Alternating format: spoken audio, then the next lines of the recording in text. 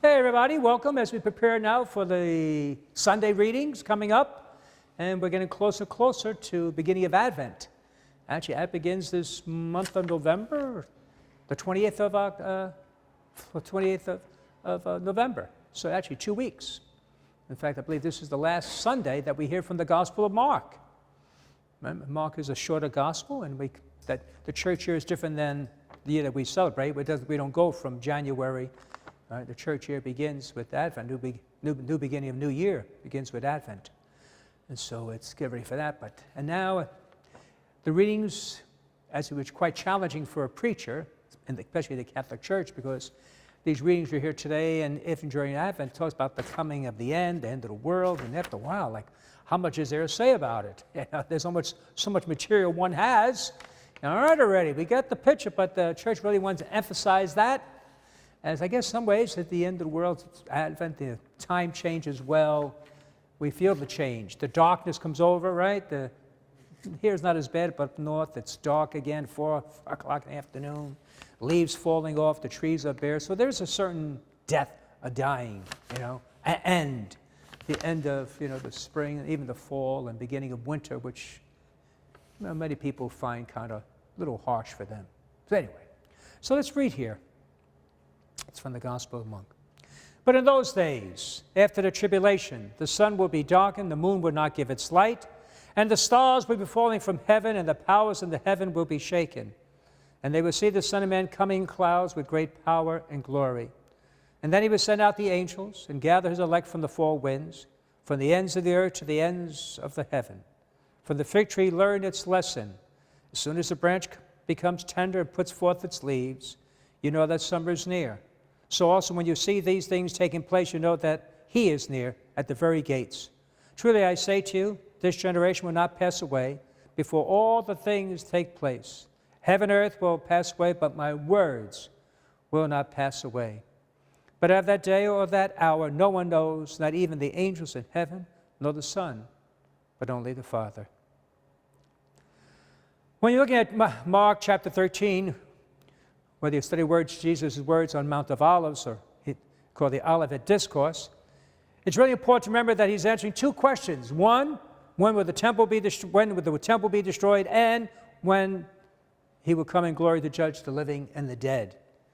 And so really there's two different events happening, but they are united, they are entitled. They are related to one another because the Jews would have seen the destruction of the temple in Jerusalem as an event having cosmic significance, because the temple in Jerusalem was actually constructed according to the universe. It was such a big thing, this temple in Jerusalem, the city of itself, and the temple. It was the Jewish identity, or the end of the world. When that's destroyed, they felt that was it. I don't know if you feel maybe they destroyed the Vatican, probably wouldn't destroy the Catholic Church, but it'd be a great shaking if it was no more, it doesn't exist. The symbolic value, but even more so with the Jewish temple.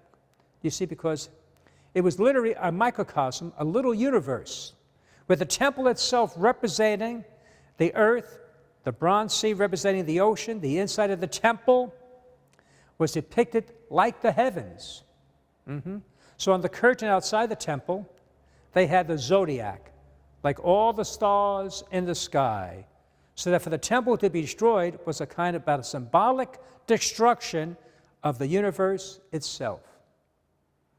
And so you try picture that, well, the temple no longer exists, but it was the zodiac. So going there, that was the universe. And all of a sudden, if this is destroyed, what hope do we have for the rest of the world?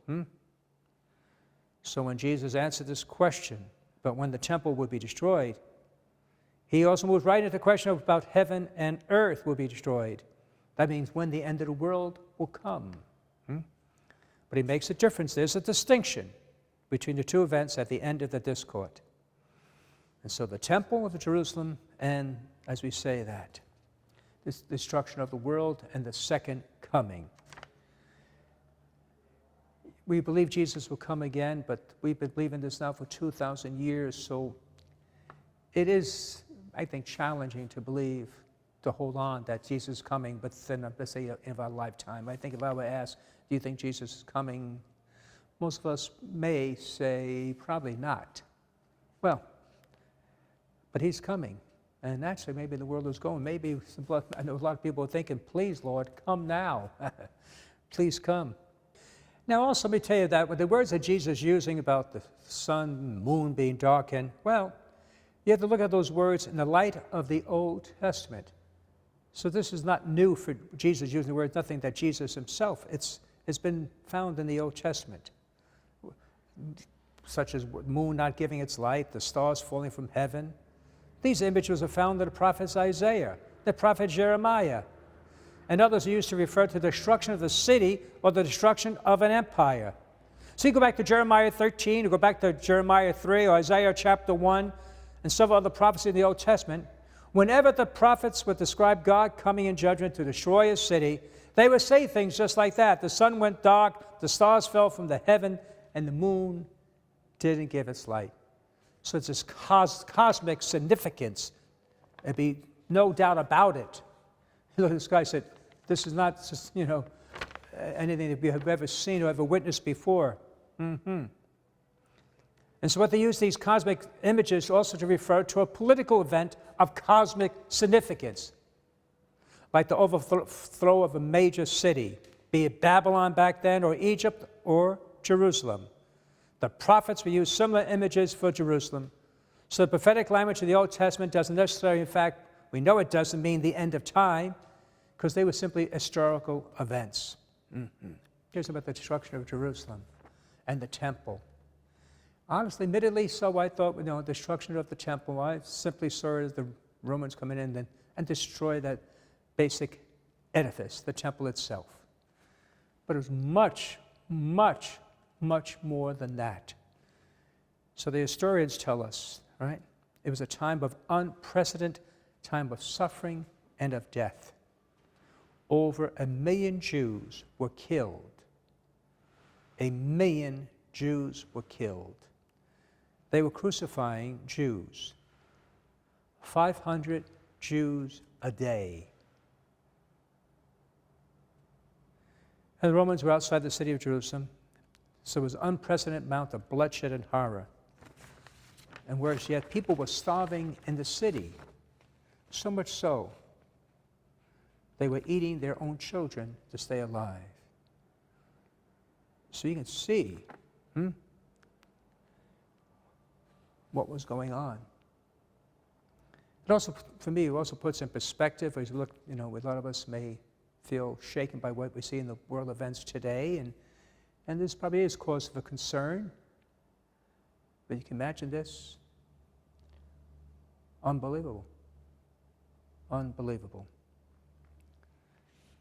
So, but Jesus said that's not the end of the world, and no one knows time or when, and somebody had thrown off, well, he said, Jesus then said he knew, that he knows either. He said, wait a minute, he's God. He has to know.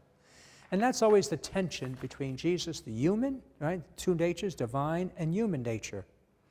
And so it's hard to understand, how to figure out what exactly, when is the act, divine, when's it human? So that's sort of like the human nature would not have known. Divine nature would have known. And so, as we prepare these days and we look forward to the holidays, we're in a joyful mood, across the country. Most times when Christmas comes, whether you're a believer or not believer, that time's people most cheerful, most generous, right? So the happiest time, right? But it's a different spirit. And meanwhile, the readings say something opposite. The challenge by that. So we do celebrate, but at the same time we realize whether Jesus comes or not, this world is going to end. If not for everybody, one day for me and for you. So we need to be ready when the time comes that we may have God's peace. God bless you.